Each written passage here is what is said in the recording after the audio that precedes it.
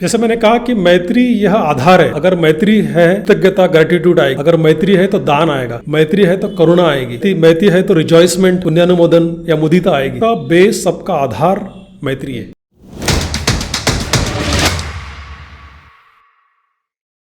So hello and welcome to one more exciting episode of the Rahul Dongre show. दोस्तों, आज का episode बहुत ही शानदार होने वाला है क्योंकि आज हम बात करेंगे बुद्धा और उनकी दिखाई हुई, उनकी बताई हुई मैत्री के बारे में। सो सर, जब हम बात करते हैं बुद्धिज्म की और बुद्धा की, तो एक वर्ड सबसे ज़्यादा सामने आता है, वो है मैत्री। मैत्री अगर हम नॉर्मल भाषा में देखें तो बुद्धा शायद दोस्ती कह रहे होंगे, या फिर हम लोग जो समझने की कोशिश करते हैं तो वो दोस्ती हमें समझ में आती है कॉमन अभी की भाषा में।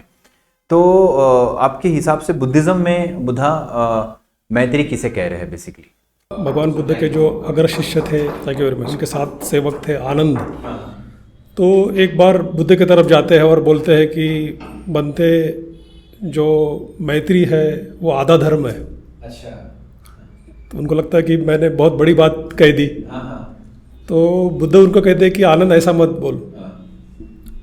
फिर दोबारा आनंद कहते हैं कि भगवान जो मैत्री है वह आधा धर्म है। दोबारा बुद्ध कहते हैं उनसे कि आनंद आप ऐसा मत कहो। तीसरी बार बोलते, फिर बुद्ध कहते हैं उनको कि आनंद मैत्री ये है आधा धर्म नहीं बल्कि पूरा धर्म है।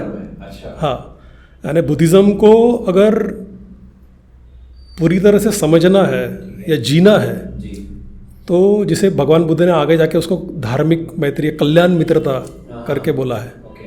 तो कल्याण मित्रता को या मैत्री को उन्होंने पूरा धर्म कहा है, संपूर्ण धर्म कहा है। अगर आपको धर्म जीवन जीना है तो मैत्री को समझना पड़ेगा।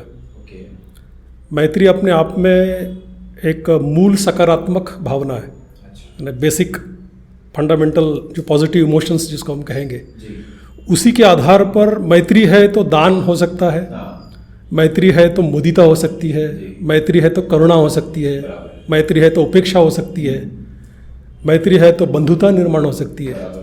तो मैत्री यह आधार है, मूल सकारात्मक भावना है किसी भी चीज़ को करने के लिए, तो जिससे बाकी सारी जो पॉजिटिविटी है वो निर्माण हो सकती है। सर, जब हम इसमें आप बता रहे हैं कि मैत्री तो बेस की तरह आप उसे बता रहे हैं, एंड उसके तहत ही सारे हमारे अंदर जो भावनाएं निर्माण होती है किसी चीज़ को दान करने की, किसी की हेल्प करने की, तो अब जब बुद्धा के पॉइंट ऑफ व्यू से हम देखते हैं इसे, तो क्या हमें कहीं इनके रेफरेंसेस देखने मिलते हैं कि बुद्धा मैत्री को इतना सीरियसली और इतना डेडिकेटली बता रहे हैं?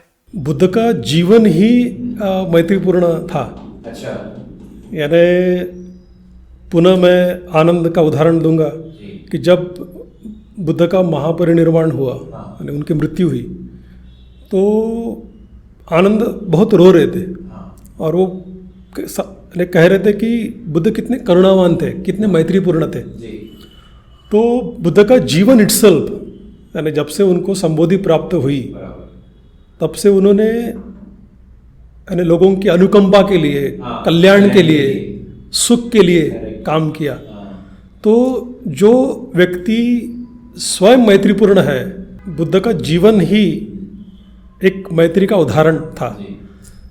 वो केवल मानव से नहीं बल्कि प्राणी उनके साथ जो रहते थे उनके साथ भी मैत्री करते थे। और आनंद और बुद्ध का जो रिश्ता था वो अपने आप में बहुत मैत्रीपूर्ण का गहरा रिश्ता था।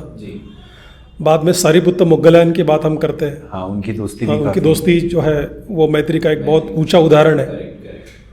3 अनिरुद्ध करके एक कहानी आती है बुद्धिज्म में कि 3 बॉडीज एंड 1 माइंड, यानी 3 शरीर है लेकिन मन एक है। तो जब मन मिल गया किसी का तो वो मैत्री का एक अच्छा उदाहरण बुद्ध ने स्वयं बताया कि अगर मैत्री होना है तो 3 अनिरुद्ध जैसे होनी चाहिए। हाँ, तो वो एक बात है। बाद में जैसे मैंने कहा कि अलग अलग सूत्रों में बताया है, तो एक सूत्र है जिसे मेत्त सूत्र कहते हैं, या जिसे कर्णीय मेत्त सूत्र भी कहते हैं। तो कर्णीय मेत्त सूत्र जो है वो डेडिकेटेड है फुली मैत्री के लिए। यानी लगभग वहाँ 10 अलग अलग बातें बताई बुद्ध ने कि वह अगर डेवलप्ड हम करते हैं तो हम शांति प्राप्त कर सकते हैं, निर्वाण प्राप्त कर सकते हैं। संबोधि प्राप्त कर सकते हैं। तो वहाँ पर भी बुद्ध ने बहुत सारी बातें बताई है। बराबर। सर, जब मैत्री की आप बात कर रहे हैं, कई लोगों के अंदर कंफ्यूजन क्रिएट होता है कि मैत्री मतलब अभी के टाइम पे हम लोग देखते हैं कि मिसयूज़ करते हैं लोग, टाइम पास के लिए मैत्री करते हैं, काम निकालने के लिए मैत्री जिसको हम लोग कहते हैं, और वो रियलिटी वो अंदर नहीं होती। तो हम लोग बोलते हैं कि नहीं, मेरा उसके लिए प्यार है तो मेरे अंदर उसके लिए मैत्री है अच्छी, मेरा उससे लगाव नहीं है तो मेरे लिए मैत्री नहीं है उसके अंदर। मैं आजकल हम लोग फ्रेंडशिप जोन, अनफ्रेंडशिप जोन, ये सब बहुत टर्म्स चलते हैं बहुत सारे। तो बुद्धा के हिसाब से मैत्री और प्रेम में क्या फ़र्क आपको दिखता है? जैसे मैंने कहा कि मैत्री ये अगर संपूर्ण धर्म है तो उसे हमको समझना पड़ेगा। जैसे आपने कहा कि बहुत सारे लोगों के रॉन्ग कंसेप्ट है, भ्रांतियाँ है कि मैत्री के बारे में, तो लोग बहुत गहराई से उसको समझते नहीं, इसलिए वैसे जी भी नहीं सकते। तो जैसे मैंने कहा कि बुद्ध ने डिफाइन किया है कि मैत्री जो है वह निस्वार्थ प्रेम है। कोई एक्सपेक्टेशन नहीं है, विदाउट एक्सपेक्टेशन, तो कोई अपेक्षा नहीं है। बराबर। और जहाँ अपेक्षा है, जहाँ अटैचमेंट है, उसको बुद्ध ने प्रेम कहा है।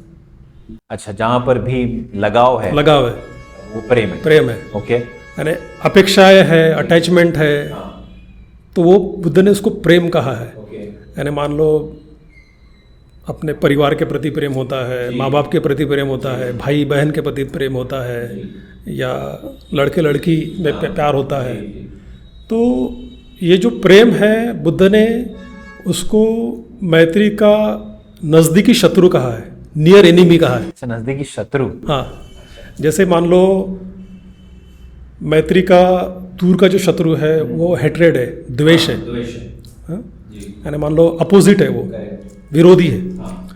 तो जैसे जहाँ द्वेष होगा तो वहाँ मैत्री नहीं हो सकती, उसी प्रकार से जहाँ प्रेम होगा वहाँ मैत्री नहीं हो सकती, क्योंकि प्रेम में अपेक्षा है, स्वार्थ है, बल्कि मैत्री ये निस्वार्थ है, कोई अपेक्षा नहीं है।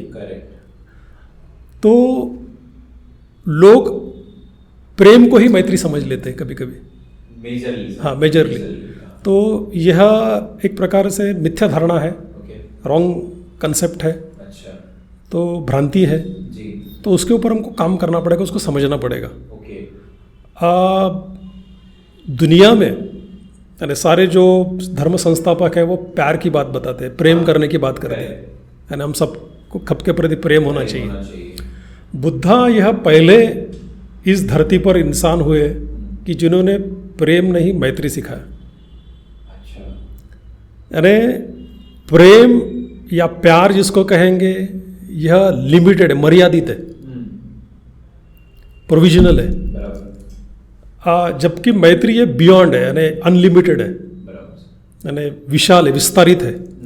तो उस दृष्टिकोण से उन्होंने डिफाइन किया मैत्री को।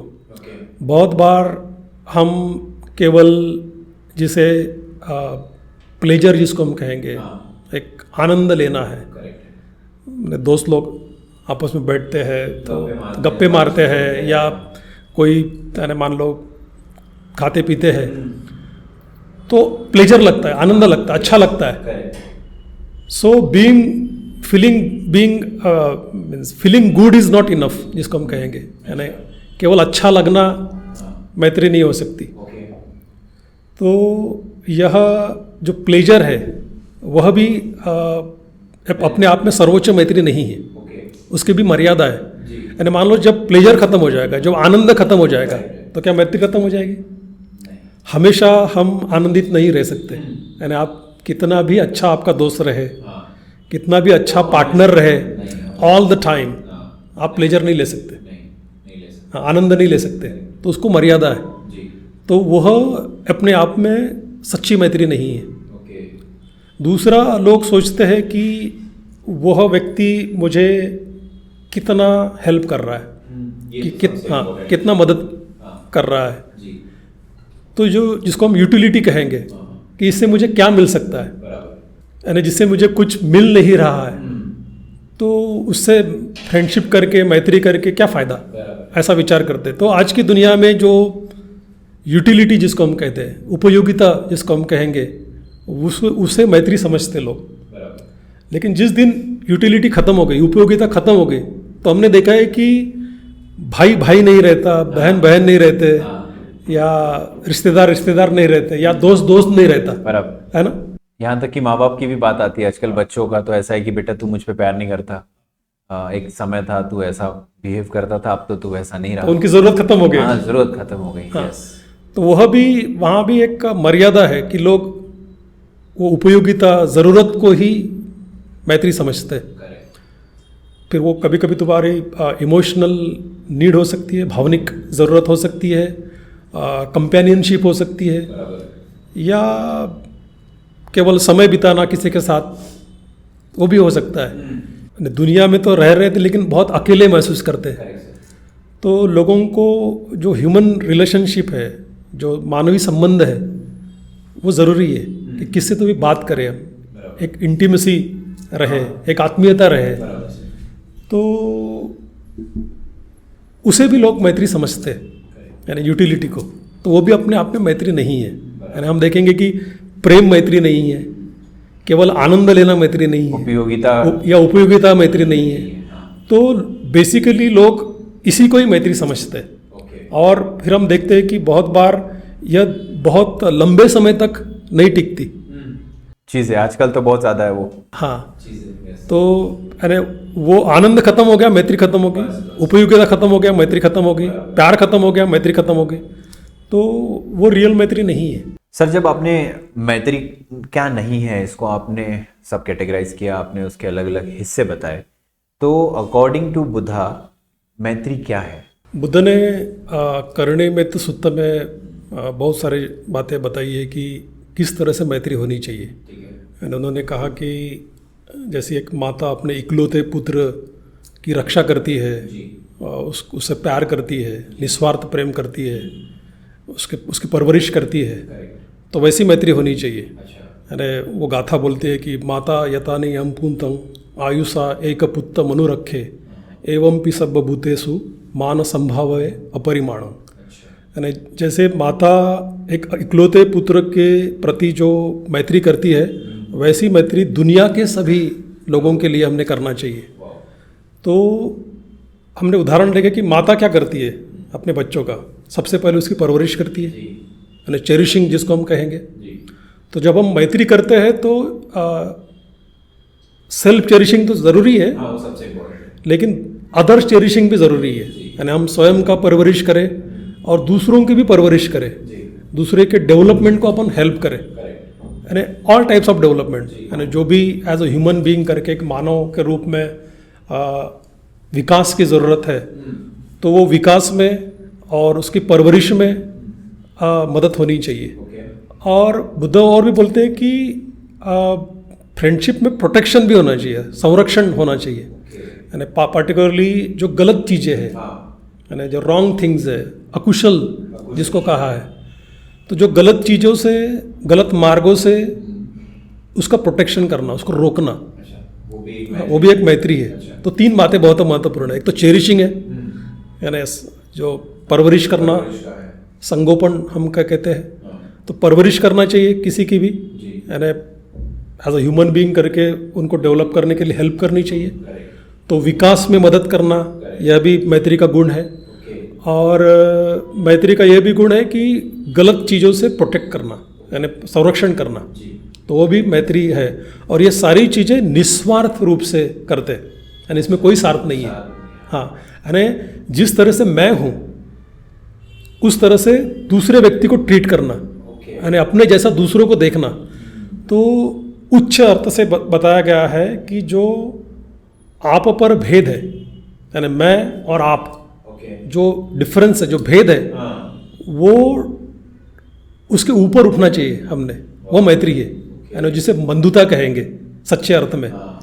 तो ऐसे आप और हम दोनों के लिए नहीं, बल्कि दुनिया के सभी लोगों के लिए, यानी सभी लोग एक प्रकार से मैं हूँ। हाँ, सबको ऐसा ट्रीट करना है कि ये मैं हूँ। तो बुद्ध वैसा ट्रीट करते थे। जैसे मैंने कहा कि बुद्ध स्वयं को अपने जैसा ट्रीट करते थे, यानी अपने जैसा देखते थे, कोई भेद नहीं कर सकते थे, फिर वो प्राणी है या मानव है, कोई भी हो, तो सभी के प्रति एक जैसी, मानो कोई वृक्ष होता है, एक पेड़ होता है बड़ा, तो पेड़ कोई भेद नहीं करता, है ना, छोटा है बड़ा है अमीर है गरीब है, कुछ नहीं करता, डिस्क्रिमिनेट नहीं करता।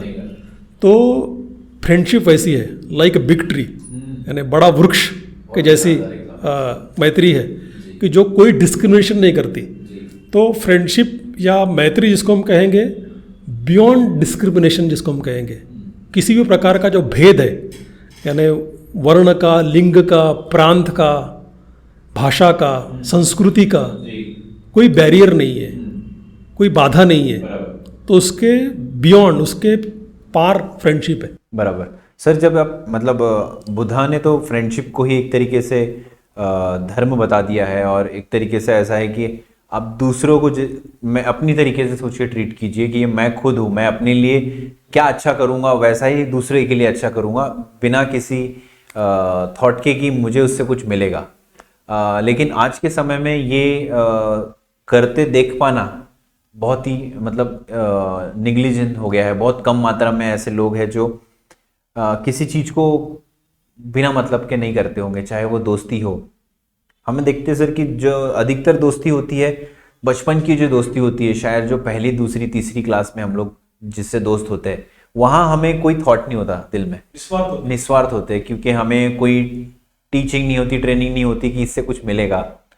तो वैसी दोस्ती या वैसी मैत्री हम लोग कैसे बना सकते हैं सर बेसिकली?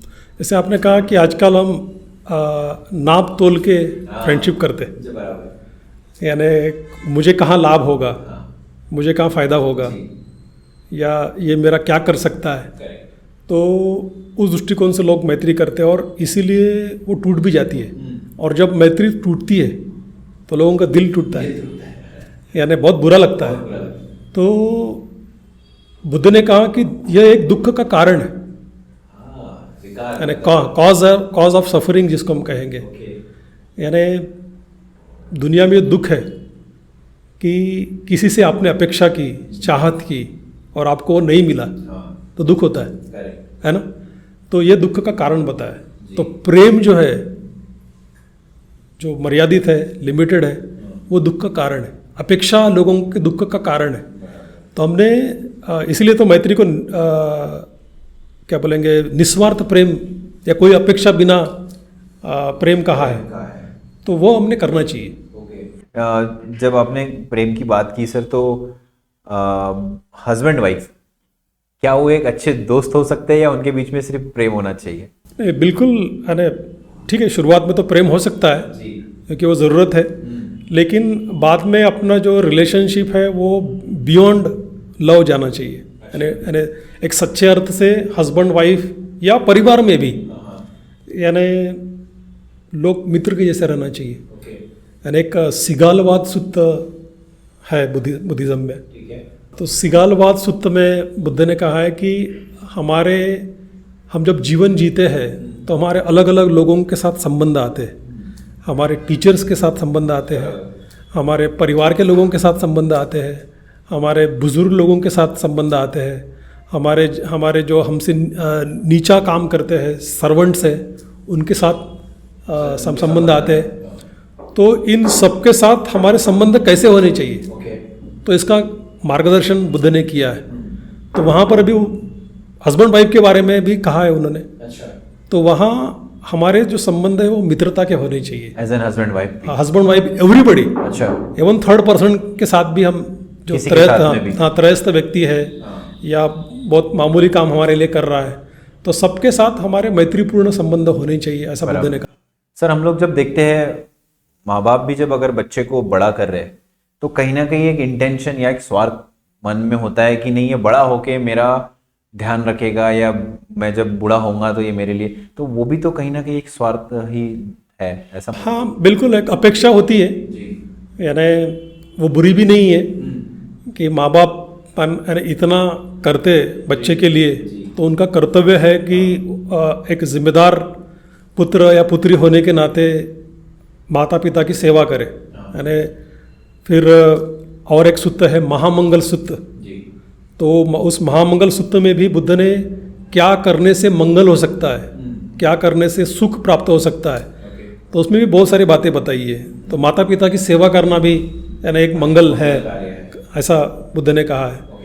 तो वो करना चाहिए, लेकिन मान लो अपेक्षा पूरी नहीं हुई तो वाकई में दुख तो होता ही है। हाँ, तो इसलिए परिवार में फिर वो अपने पुत्र हो, पुत्री हो, या हस्बैंड वाइफ हो, पति पत्नी हो, या परिवार में अन्य कोई लोग, माता पिता हो, तो हमने एक दूसरे को तो सहयोग करना चाहिए, लेकिन बहुत ज़्यादा अपेक्षा नहीं करनी चाहिए। फिर अपेक्षा से फिर दुख निर्माण होगा। सर, ये जो बहुत ज़्यादा अपेक्षा नहीं करनी चाहिए, ये जो वर्ड है एक्चुअली आज के समय में लोग, मेरा बेटा है, मेरी बेटी है, वो लगाओ, फिर वो उसको नर्चर करना, और एट दी एंड जब वो बड़ा होता है तो अपेक्षा आ ही जाती है।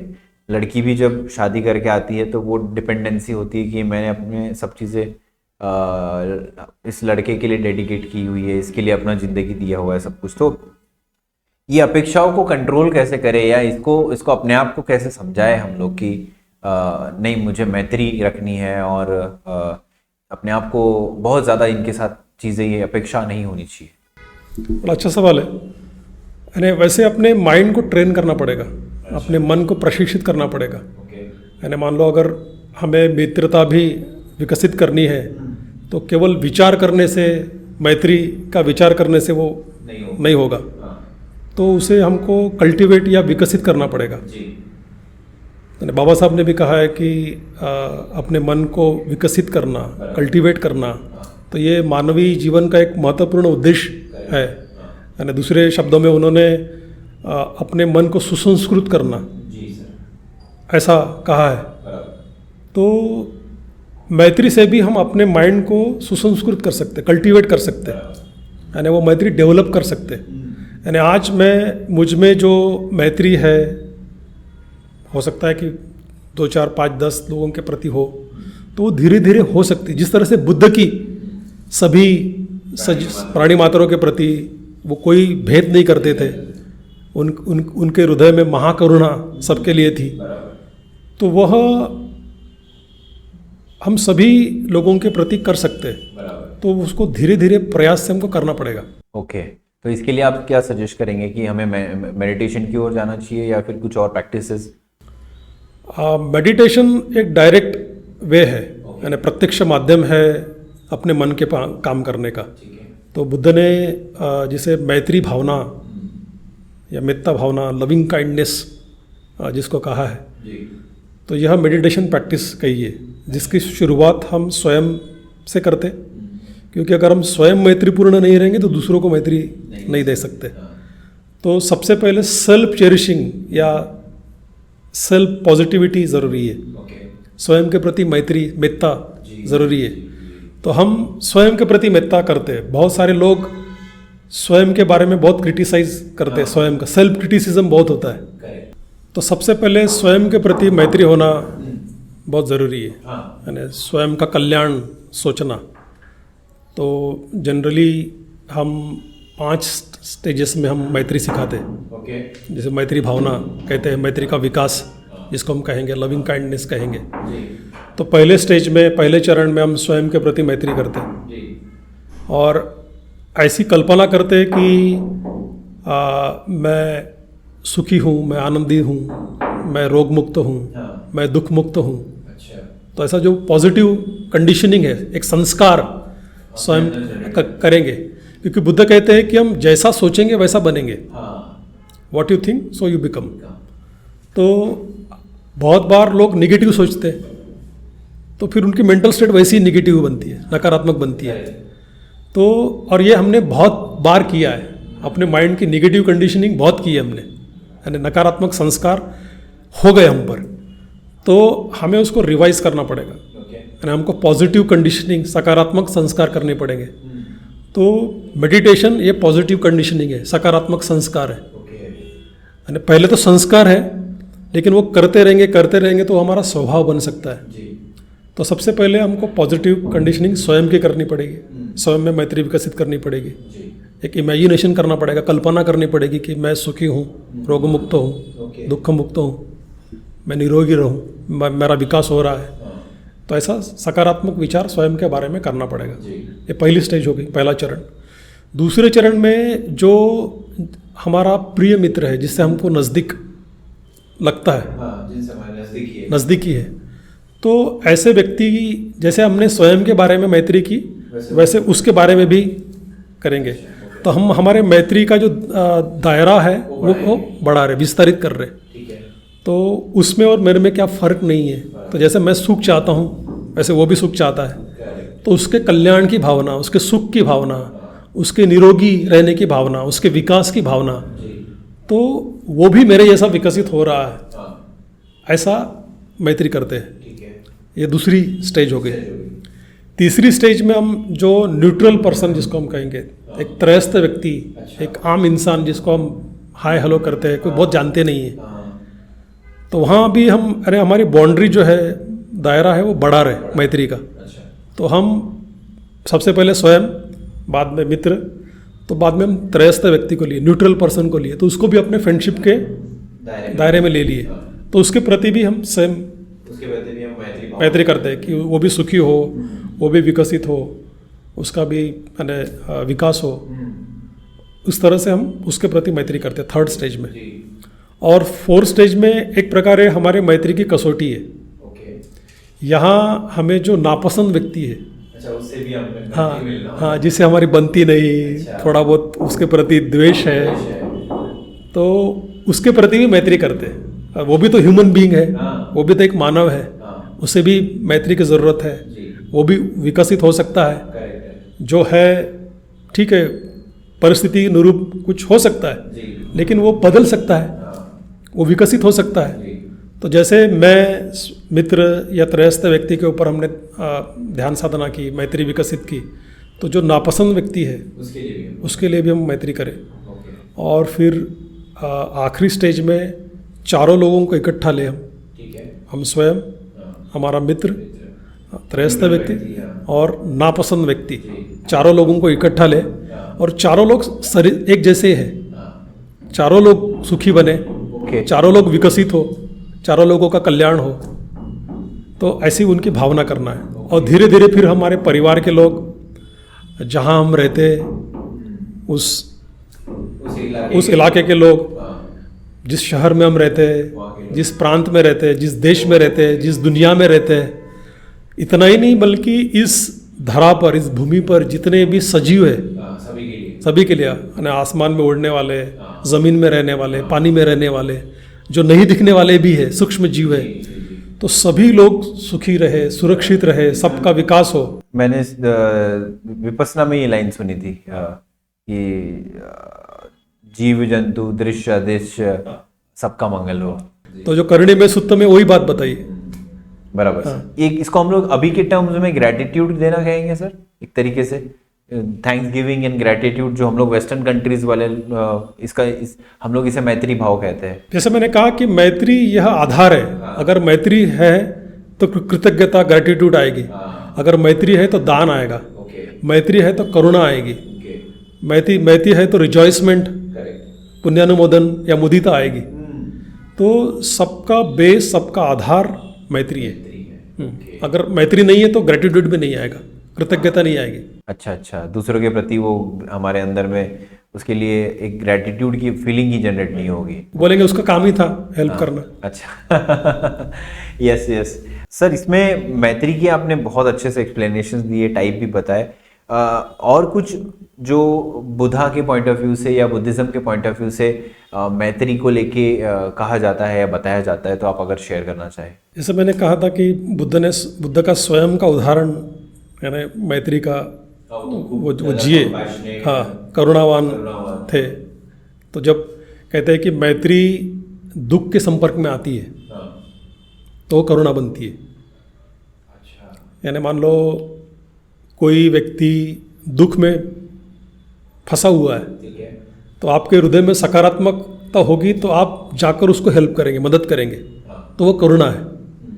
कि मैत्री का सफरिंग को रिस्पॉन्स जिसको हम कहेंगे।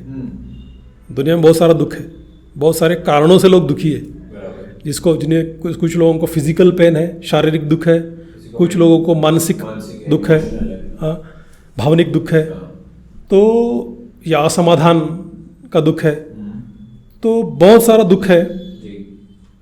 तो वो दुख से किस तरह से लोगों की हम मुक्ति करें, तो अगर मैत्री रहेंगी तो हम जाके लोगों को हेल्प करेंगे, जैसे बुद्ध करते थे। तो मैत्री का ही रिस्पॉन्स सफरिंग को, जिसको हम कहेंगे दुख को, उसको करुणा कहा है। और जब मान लो कोई हैप्पी है, कोई आनंदित है, तो उसको भी तो रिस्पॉन्स करना चाहिए हमने। हाँ, उसकी खुशी में फिर उसे, हमें भी खुशी हाँ, होनी दूसरों के आनंद में हमने आनंद लेना चाहिए। हाँ। जबकि कभी कभी ईर्ष्या होती है, अरे वो आनंदित है, मैं नहीं हूँ, है ना। अगर हमारे मन में सकारात्मकता नहीं है तो दूसरों के आनंद में, दूसरों की खुशी में हमें ईर्ष्या हो सकती है ना। जबकि बुद्धिज्म वैसा नहीं कहता। बुद्धिज्म कहता है कि अगर आप में मैत्री है तो दूसरों के आनंद में भी आपने आनंद लेना चाहिए, उसका रिजॉइस करना चाहिए, उसका पुण्यानुमोदन करना चाहिए। हाँ, वो और बड़े और विकसित हो, आगे जाए, तरक्की करे, तो ऐसी कामना करनी चाहिए। तो उसे बुद्ध ने मुदिता कहा है। सर, ये जब हम लोग दूसरों के लिए मैत्री कर रहे हैं और हम चाह रहे हैं कि चलो उसका कल्याण हो, वो बहुत आगे बढ़े, बहुत स्पीड से बढ़े, तो क्या ये हमें भी मिलता है उसका एडवांटेज? हमें भी उस तरीके की ग्रोथ, हमें भी उस तरीके की सक्सेस मिलती है? या मतलब जस्ट बिना स्वार्थ के हम लोग कर रहे हैं, लेकिन क्या वो मैत्री एज एन कर्म या फिर उसके जो पॉजिटिव इफेक्ट है वो हम पे भी उसके आते हैं? बिल्कुल होते हैं। यानी जैसे मैंने कहा कि दूसरों की जो प्रगति है, यश है, कीर्ति है, वैभव है, वह देखकर बहुत बार लोगों को जलन होती है। तो ईर्ष्या होती है, जलन होती है। तो ईर्ष्या होना, जलन होना, स्पर्धा लगना, तो ये अपने आप में पॉजिटिव इमोशन नहीं है। तो वो अगर आपको जलन होगी तो आपको कैसा लगेगा? आपको कंफर्टेबल नहीं लगेगा। हाँ, और आप निगेटिव मेंटल स्टेट में है, नकारात्मक मानसिक स्टेट में है, तो आप पॉजिटिव कर्म नहीं कर सकते, है ना। तो अगर हमने अपने मन में सकारात्मक भावना रख के उसका रिजॉइस किया, उसका पुण्यानुमोदन किया, हमने उसके सुख में हमने सुख अनुभव किया, तो वो जो निगेटिव मेंटल स्टेट है उससे मुक्ति हम पा सकते हैं। यानी हम सबसे पहले तो स्वयं का दुख कम कर सकते हैं कि जो अन्य लोगों के सुख को देखकर होता है कभी कभी हमें, तो उस दुख से हम स्वयं मुक्ति हो जाएंगे। और हमारे हृदय में पॉजिटिव रहेगी तो निश्चित अगर हम पॉजिटिव मेंटल स्टेट से जो काम करेंगे, यानी धम्मपद की गाथा कही है कि अगर हम अकुशल चित्त से कर्म करेंगे तो दुख हमारे पीछे आएगा, और कुशल चित्त से हम अगर काम करेंगे तो सुख हमारे पीछे आएगा। तो अगर कुशल चित्त यानी सकारात्मकता अगर आप में रही तो आप जो कुछ भी कर्म करेंगे तो उसमें निश्चित ही आपको लाभ होगा, यश मिलेगा। सर, जब हम लोग इतने ज़्यादा हम लोग कह सकते हैं कि अगर हम मैत्री भाव, आज के समय की प्रोस्पेक्टिव से मैं बात कर रहा हूँ कि अगर मेरे अंदर इतनी मैत्री है तो क्या लोग मेरा मिसयूज़ करेंगे? अच्छा सवाल है। मैं अक्सर कहता हूँ कि आज आधुनिक दुनिया में जो समस्या है, मॉडर्न एज की जो समस्या है, बहुत सारी समस्या है। इकोनॉमिकल समस्या है, सोशल समस्या है, कंज्यूमरिज्म अपने आप में बहुत बड़ी समस्या है, स्ट्रेस बहुत बड़ी समस्या है। मैं समझता हूँ कि मैत्री का अभाव भी एक दुनिया की बहुत बड़ी समस्या है। यानी मैत्री नहीं होने के कारण जो परिवार में तनाव हो रहा है, रिलेशनशिप में प्रॉब्लम हो रहे हैं, जो समाज में प्रॉब्लम हो रहे हैं, जाति में प्रॉब्लम हो रहे हैं, देश में प्रॉब्लम, जो विभाजन हो रहा है, जो गुट निर्माण हो रहे हैं, तो यह सारा मैत्री के अभाव, डिस्क्रिमिनेशन क्यों हो रहा है, विभाजन क्यों है, बंधुता क्यों नहीं है, तो ये मैत्री के अभाव के कारण हो रही। यानी मैत्री नहीं है तो इसी के कारण एक व्यक्ति दूसरे व्यक्ति को और हावी होना चाहता है, या एक व्यक्ति को दूसरे व्यक्ति का सुख अच्छा नहीं लगता। तो बेसिकली ये मैत्री नहीं, बंधुता नहीं होने के कारण होता है। इसलिए बाबा साहब ने भी जो कॉन्स्टिट्यूशन में फंडामेंटल जो प्रियम्बल है उसमें भी स्वतंत्र, समता और बंधुता की बात कही है। तो जब तक मैत्री नहीं रहेगी बंधुता निर्माण नहीं हो सकती, और बंधुता नहीं हो तो हम किसी को स्वतंत्रता भी नहीं दे सकते। हम कंट्रोल करेंगे या उसके ऊपर हावी होने का प्रयास करेंगे, है ना। तो लोग एक दूसरे पर हावी क्यों होते हैं? क्योंकि वो सब नियंत्रित करना चाहते हैं सब लोगों को। आप अपने जैसा अपने मुताबिक लोग बिहेव करवाना चाहते हैं या काम करवाना करे चाहते हैं। तो ऐसा चाहते हैं जी। तो वो अपने आप में ठीक नहीं है ना। सभी को स्वतंत्रता चाहिए, सभी को बंधुता चाहिए। तो मैं कहता हूँ कि आज की दुनिया में जो ज्वलंत समस्या है, समाज में कहो, परिवार में कहो, देश में कहो, धर्म में कहो, वो मैत्री का अभाव है, बंधुता नहीं है, फ्रेंडशिप नहीं है। यानी हम दूसरों को इंसान के रूप में नहीं देख पा रहे। जी, आजकल वो रिलीजन गुड्स हाँ, जो टेंशन है, हाँ, यानी सोसाइटी में हम देख रहे हैं, इंडिविजुअल में हम देख रहे हैं, व्यक्ति में जो देख रहे हैं, तो वो हम एक दूसरे को समझ नहीं रहे, हम एक दूसरे को फ्रीडम नहीं दे रहे, हम एक दूसरे को ओपन नहीं है, मैत्री नहीं है, इसके कारण है। सर, आपने मैत्री को कैसे बढ़ाना चाहिए, इसके ऊपर आपने 5 स्टेप्स बताए थे। इसके अलावा ये स्टेप्स तो उनके लिए हुए जो मेडिटेशन करके खुद को कह सकते हैं कि खुद को पहले वो माफ़ करे और खुद को यूनिवर्स के साथ एक माने, फिर वो दूसरों को भी एक ही माने, फिर वो और आगे जाए और अपना एक दायरा बढ़ाए, जो एक मेडिटेशन का पोर्शन होता है।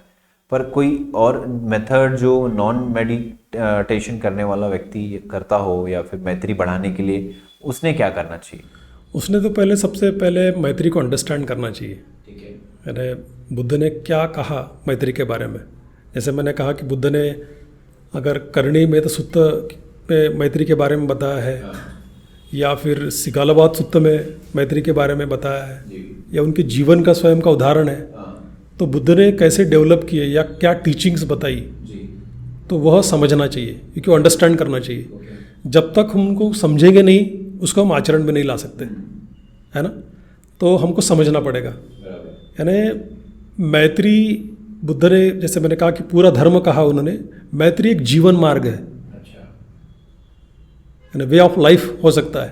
यानी धर्म को हम जीवन मार्ग कहते हैं, तो अगर मैत्री धम्म है तो मैत्री ही जीवन मार्ग है। तो उस दृष्टिकोण से हमने जीना चाहिए कि हमें वो विकसित करना पड़ेगा, उसको समझना पड़ेगा। तो जितना हम समझेंगे, यानी हमसे जो वाइज लोग हैं, हमसे जो जानकार लोग हैं, उनके साथ चर्चा करनी पड़ेगी, किताबें पढ़ना पड़ेगा, या बुद्ध की टीचिंग समझना पड़ेगा। तो वो अगर हम समझते हैं तो हम उसको अपने जीवन में उतार सकते हैं। सर, जब हम आज के इस सिनारियो को देखते हैं, डिजिटल वर्ल्ड 2024, इस सिचुएशन में हम देखते हैं कि लोग भले खुश ना हो, लेकिन वो स्टोरी पे ज़रूर दिखाते हैं कि मैं यहाँ घूम रहा हूँ, ठीक है, मैं ये काम कर रहा हूँ, मैंने ये खाना खाया, मैंने इस जगह को देखा, ये कपड़ा पहना। शोबाजी जिसे हम कहते हैं बहुत ज़्यादा है, जिसकी वजह से जो दूसरा नहीं कर रहा है उसके अंदर बहुत स्ट्रेस, एंजाइटी बहुत क्रिएट होती है, और वो बहुत ज़्यादा ये रहता है कि नहीं यार, मुझे इससे compete करना है, मेरे को उसको हराना है। ये सारी जो फीलिंग्स है जो कि नॉन मैत्री है, ये वो बहुत ज़्यादा जनरेट होती है। तो आज के इस भागते दौड़ते ज़िंदगी को लेके आपका कोई बहुत ही अनमोल मैसेज अगर आप बता पाए, और ये यूथ जो सुन रहा है आपको, तो वो बहुत अच्छा होगा सर। दुनिया में हर एक व्यक्ति खुश रहना चाहता है, हैप्पी रहना चाहता है, प्रोग्रेस करना चाहता है, लेकिन प्रोग्रेस क्या है, हैप्पीनेस क्या है, ये लोगों को समझता नहीं। जो नहीं है वो लोग दिखावा करते हैं कि ये मैं हूँ, और जो है वास्तविकता है वो कुछ अलग है। तो बहुत बार लोगों के जीवन में रिक्तता है, एम्प्टीनेस है, खालीपन है, तो उसे बाहर की चीज़ों से लोग भरना चाहते हैं, और दूसरों के जैसा बनना चाहते हैं, दूसरे जो क्या कर रहे हैं। तो जब तक हम भीतर से पॉजिटिव नहीं रहेंगे, भीतर से सकारात्मक नहीं रहेंगे, तो हम बहुत ज़्यादा डेवलप नहीं हो सकते। और जैसे मैंने कहा था कि आज की दुनिया में जो समस्या है, जो तनाव है, फिर वो रिलेशनशिप, संबंधों का तनाव हो, परिवार में हो, देश में हो, समाज में हो, तो वह अरे दूसरों को अपने जैसा नहीं देखते, हम विभाजन डिस्क्रिमिनेशन करते हैं, भेद करते हैं। तो ये विभाजन करना, भेद करना, किसी पर दबाव डालना, ये दुनिया की एक बड़ी समस्या है और उसका उपाय के रूप में हमको मैत्री विकसित करनी पड़ेगी। यानी जो जिसे मैत्री को मैं मानवीय संबंधों की सुंदरता कहूँगा, ब्यूटी ऑफ ह्यूमन रिलेशनशिप में कहूँगा, तो वो हमको डेवलप करनी पड़ेगी। इस दुनिया हमें एक बेहतर दुनिया बनानी है। तो ठीक है, रास्ते बन जाएंगे, बिल्डिंग बन जाएंगी, नई हाईटेक सिटी बन जाएगी, लेकिन जो रिलेशनशिप है वो दिन ब दिन नीचे उतर जा रही है। तो उसे हमको रिबिल्ड करना पड़ेगा, यानी उसको हमको विकसित करना पड़ेगा। और वह मैत्री से ही बन सकती है। बिल्कुल सर, बिल्कुल। यानी मैत्री के विकसित बंधुता जिसको हम कहेंगे, करेक्ट, ब्रदरहुड कहेंगे, मानवता जिसको मैं कहूँगा जी। तो मानवता यानी कम हो रही है, तो अगर उसको ज़िंदा रखना है, यानी हम बोलते दुनिया एक है अभी, लेकिन मेंटली हम बहुत नैरो हो रहे हैं। तो हमारे माइंड के ऊपर हमको काम करना पड़ेगा, हमको डेवलप होना पड़ेगा, हमको रिकनेक्ट करना पड़ेगा एक डीपर वे से। और फ्रेंडशिप को मैं कहता हूँ कि it is thicker than blood.